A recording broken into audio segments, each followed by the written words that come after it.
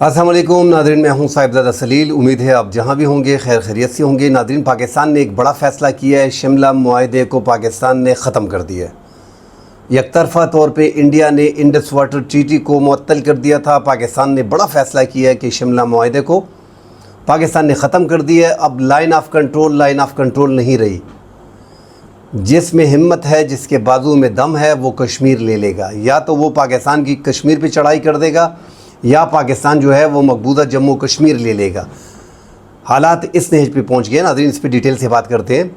आज हमारे वफाकी वज़ीर जो दिफा हैं ख्वाजा आसिफ मुस्लिमीन नून के सीनियर रहनुमा, उन्होंने एक बड़ी ख़बर दी है कि लाइन ऑफ कंट्रोल जो है इस टाइम पे सीज़ फायर हो गया है। ये लाइन ऑफ कंट्रोल जो है इसका नाम सीज़ फायर हो गया। अब सीज़ फायर ही है, जब तक सीज़ फायर होगी लाइन ऑफ कंट्रोल का खाता ख़त्म हो गया है। शिमला मुआहदा जो है वो ख़त्म हो गया है। अब पाकिस्तान नाज़रीन जिसमें दम होगा, मतलब ये लाइन ऑफ कंट्रोल जो एक 1972 में शिमला मुआहदे के तहत जो बनाई गई थी ये ख़त्म हो गई। अब पाकिस्तान को नाज़रीन अगर ये फ़ैसला करना था तो पाकिस्तान ने इससे पहले हमारी आर्मी ने ये धमकी दी थी भारत को, मगर उस टाइम पे मेरे ख़्याल में कर देना चाहिए था ये कार्रवाई। उस टाइम अगर होती उसका असर ज़्यादा होता, क्योंकि पाकिस्तान जितना आगे चला गया था उनकी सरज़मीन पे तो पाकिस्तान वहीं पे रहता। अब ये GMO की वगैरह की जो बातें हुई हैं उससे हमने देखा है कि ये वापस अपनी पोजीशन पे वापस आ गए हैं, पाकिस्तान भी और इंडिया भी। तो अब पाकिस्तान और इंडिया के ताल्लुकात तो वैसे भी उस तरह रहे नहीं हैं। हालात ज़्यादा ख़राब हो गए हैं, ज़्यादा टेंस हो गए हैं। जो महदूद जंग पाकिस्तान की और इंडिया के माबैन हुई है, जो पहलगाम वाक़या 22 अप्रैल को 26 बेगुनाह लोगों को जो है वो शिद्दत पसंदों दहशतगर्दों के हाथों कत्ल किया गया। उसके बाद हमने देखा डायरेक्टली ने भी उसकी मजम्मत की, मगर पाकिस्तान का लाइन ऑफ कंट्रोल से 400 किलोमीटर के फासले पे पहलगाम वाक़या है। और पूरी दुनिया ने देखा कि इंडिया ने डायरेक्टली इल्ज़ाम जो है वो पाकिस्तान के सर थोप दिया। तो ये पूरी दुनिया जो पाकिस्तान के साथ इस टाइम पे स्टैंड करती है और इंडिया के साथ सिवाय इज़राइल की कोई मुल्क खड़ा नहीं है, उसकी बड़ी वजह नाज़रीन यही है कि इंडिया ने पाकिस्तान पे इल्ज़ाम लगाया और पूरी दुनिया ने देखा कि 10 मिनट के अंदर आपने पाकिस्तान को मुल्ज़िम ठहरा दिया और पाकिस्तान पे हमले का कह दिया।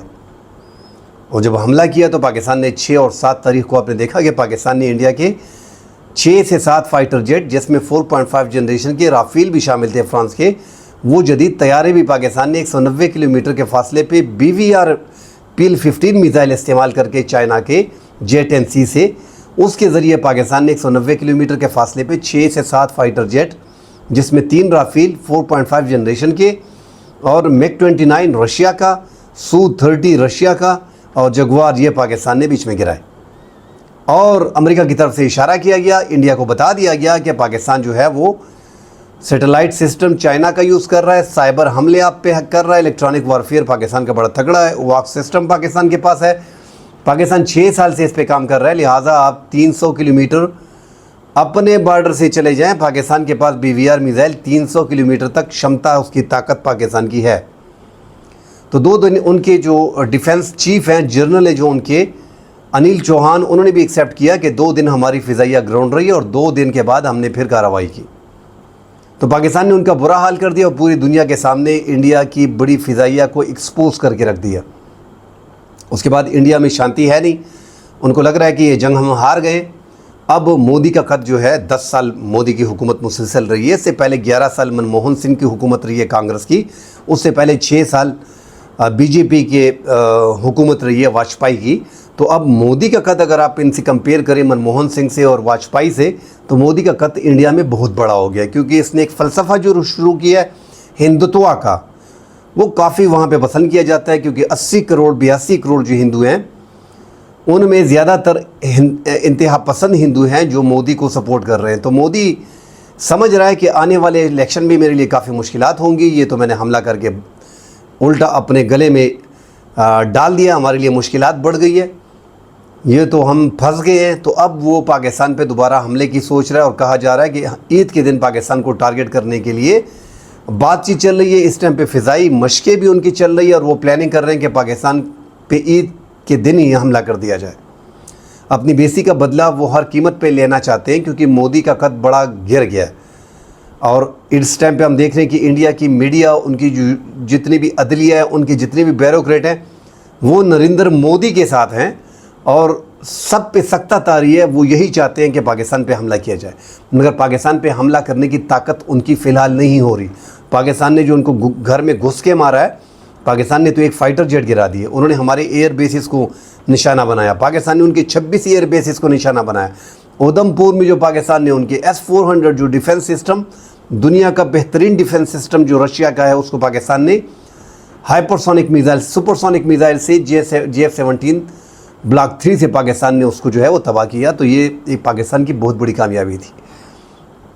اس جنگ میں پاکستان کی کامیابی کے بعد انہوں نے ایک تو انڈس واٹر ٹریٹی پاکستان کے ساتھ جو ہے وہ معطل کرنے کی دھمکی پاکستان کو دی۔ پاکستان کا پانی جو ہے چناب کا اور جہلم کا پانی جو ہے وہ تقریباً انہوں نے بند کر دیا ہے۔ اب بند کرنا کبھی چھوڑ دینا، اس سے پہلے جو ایک طریقہ کار تھا انڈس واٹر ٹریٹی کے مطابق، جو 2 ممالک اور ورلڈ بینک اس میں گارنٹر ہے، اس میں ناظرین پاکستان کو انتباہ کیا جاتا تھا، پاکستان کو بتا دیا جاتا تھا کہ پانی کا اتنا ذخیرہ آپ کے پاس موجود ہے، اتنا پانی یہاں سے آ رہا ہے، پانی کا یہ بہاؤ ہے، یہ طریقہ کار ہے۔ میٹنگ ہوتی تھی ماہانہ، ویکلی میٹنگ وغیرہ، ایک دوسرے کو انفارم کرتے تھے، وہ چیزیں انہوں نے ختم کر دی۔ اب جب روکا پانی روک لیا، جب دل کیا پانی روک دیا، جب دل کیا پانی چھوڑ دیا۔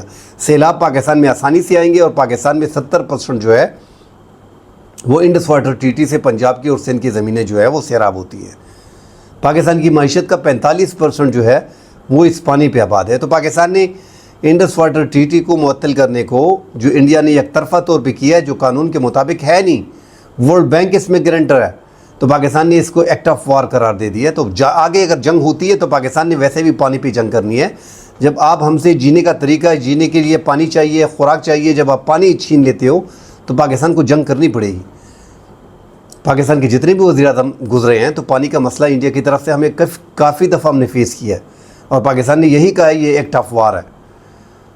اب پاکستان نے جو شملہ معاہدہ ہے وہ جو پاکستان نے ختم کیا ناظرین، وہ بھی ناظرین سیز فائر 2 ممالک کے مابین ہوئی ہے، تو اس سے فائدہ پاکستان کو ہوگا۔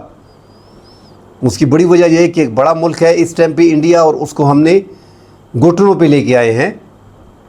اب ان کو سمجھ آ رہی ہے کہ جس کے بازوؤں میں دم ہوگا تو پاکستان واپس جو ہے وہ جموں کشمیر ہم سے لینے کی کوشش کرے گا، کیونکہ جموں کشمیر اور آزاد کشمیر یہ سارا پانی ناظرین جموں کشمیر سے 6 دریا جو ہیں وہ سارے ادھر سے ہی آتے ہیں۔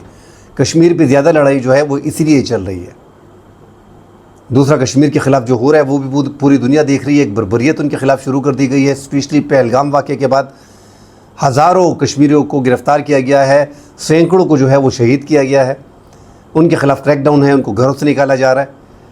تو یہ ایک فالس فلیگ آپریشن کر کے پاکستان کو ڈرانے کے لیے اقدام کیا تھا، مگر اب جو ہے ناظرین یہ شملہ معاہدے کے تحت جو ہے جو اہم پوائنٹ ہیں وہ آپ سے شیئر کر دیتا ہوں۔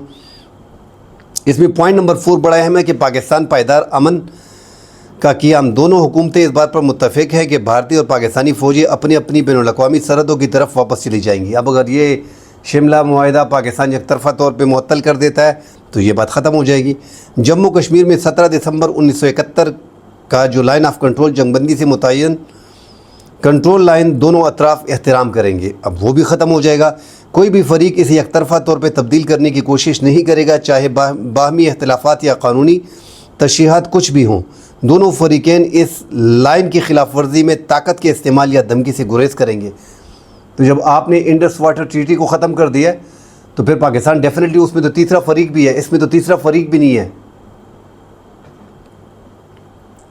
اور ناظرین جو اس میں پوائنٹ نمبر 3 ہے کہ تعلقات کی معمول پر بحالی، تعلقات کو بتدریج بحال اور معمول پر لانے کے لیے طے پایا گیا ہے کہ مواصلات، ڈاک، ٹیلی فون، بحری، زمینی بشمول سرحدی چوکیاں اور ہوائی رابطے بشمول فضائی راستوں کو دوبارہ بحال کرنے کے لیے اقدامات کیے جائیں گے۔ تو ناظرین یہ جو مین اہم پوائنٹ تھا وہ میں نے آپ کو اس میں بتا دیا ہے۔ اب یہ سرحد جو ہے وہ سرحد لائن آف کنٹرول نہیں رہی، جس میں دم ہوگا، جس کی طاقت ہوگی وہ کشمیر لے سکتا ہے۔ اور پاکستان نے یہ ایک بڑی دھمکی اس ٹائم پہ انڈیا کو دی ہے، اور جس طرح پاکستان نے محدود جنگ میں انڈیا کو ہرایا ہے، تو یہ لائن آف کنٹرول کا شملہ معاہدہ پاکستان نے ختم کر کے کم از کم اب یہ انڈس واٹر ٹریٹی پہ سوچیں گے، اور یہ جنگ کے متحمل انڈیا ہو نہیں سکتی۔ انڈیا کبھی بھی مزید جنگ نہیں چاہے گا، وہ پاکستان پہ چھوٹا موٹا حملہ دوبارہ کرنا چاہتا ہے تاکہ بیلنس ہو جائے، جو نقصان پاکستان نے کیا ہے اس کی بھرپائی ہو سکے، کیونکہ انہوں نے جو اقدام اٹھایا پاکستان کے خلاف اور پاکستان نے ان کو جواب دیا ہے. اب ان کو سمجھ نہیں آ رہی. ایک تو وہ ڈر ہے ان کو کہ دوبارہ جائیں گے دوبارہ اس سے زیادہ خراب نہ ہو جائے. دوسرا وہ یہی چاہتے ہیں کہ یار اگر نہیں کرتے تو انڈیا میں بےزتی زیادہ ہوتی ہے اور پاکستان ان کو اب حملہ کرنے نہیں دے گا. وہ اپنی جنگی مشقیں بلا پاکستان کے کسی بھی بارڈر پہ کرے. پاکستان پورا چوکس ہے اور پوری دنیا میں پاکستان کو سراہا گیا ہے. ناظرین کل انشاءاللہ اگلے پروگرام میں ملتے ہیں, ڈیٹیل سے بات کریں گے. فی الحال کے لیے اجازت دیجیے. اللہ حافظ.